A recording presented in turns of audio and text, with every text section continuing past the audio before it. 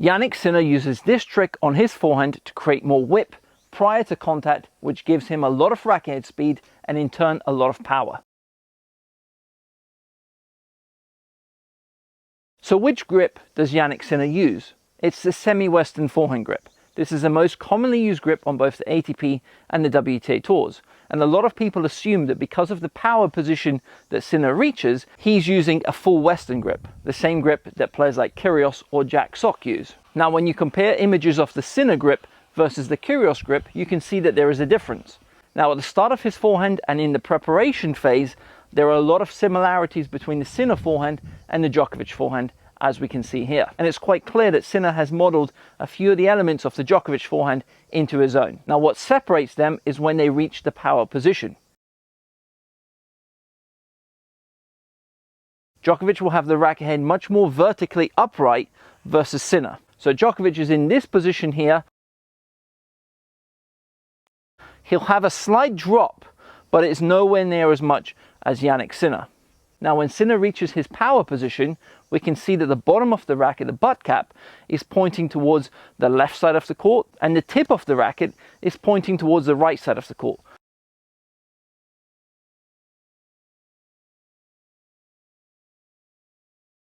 So he's in this position here prior to then going into the racket lag phase. The side of the strings he's going to make contact with are facing the back of the court. From this position, he now has to flip the racket over to get it into the slot, into that racket lag phase. So he's going from this position here to this position at very high speeds, and this is what creates that whip-like effect. Now in the standard modern ATP forehand, where the players will have the racket head above the grip, like so, from this position, the players will have the racket drop into the racket lag.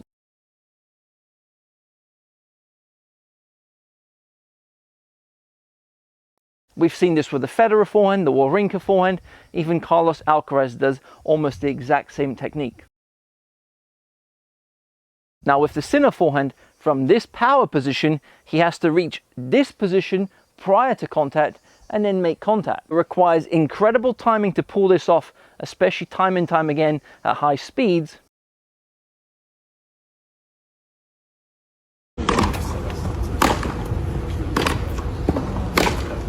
But it also allows Jannik to have quite a compact swing, but still have space to accelerate. His racket's actually quite low. It's around shoulder level or even lower. In general, most players will have their racket head around head level or even higher.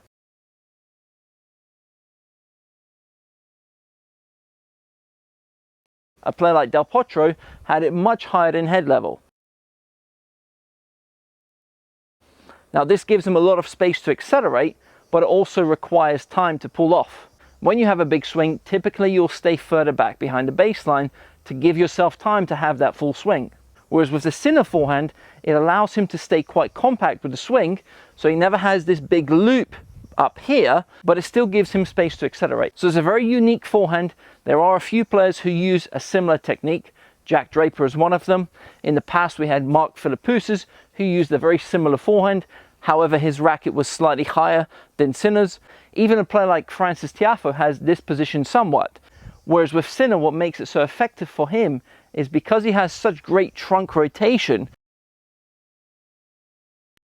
and because he uses his legs to really drive up or forward into the shot.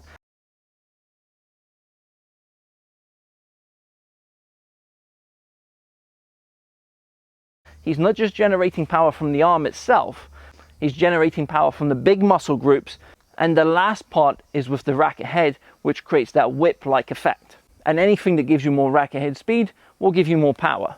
Now this more compact backswing allows Sinner to stay closer to the baseline, take the ball on the rise, take time away from the opponent, and of course it allows him to stay in that aggressive mid-court position.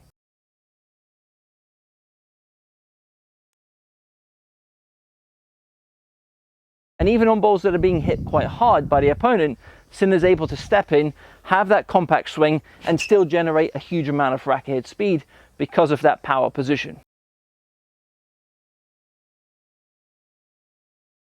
Now personally, I still prefer the players like Federer or Alcaraz. When they get into that power position, the racket heads above the grip. I think for most players this is easier to time, and it's also easier to master. When you reach this position, the timing is so hard that unless you have exceptional timing, it's almost impossible to pull it off time and time again. But if you're tinkering with your forehand and you're looking for a way to generate more whip, then give this one a try, see how it goes.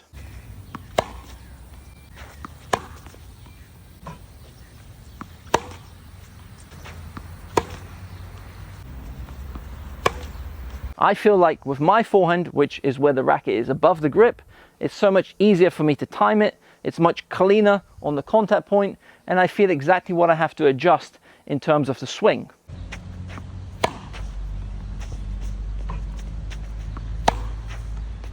With this forehand, it gave me a lot of power, but I wasn't able to control the ball, and my timing went out the window.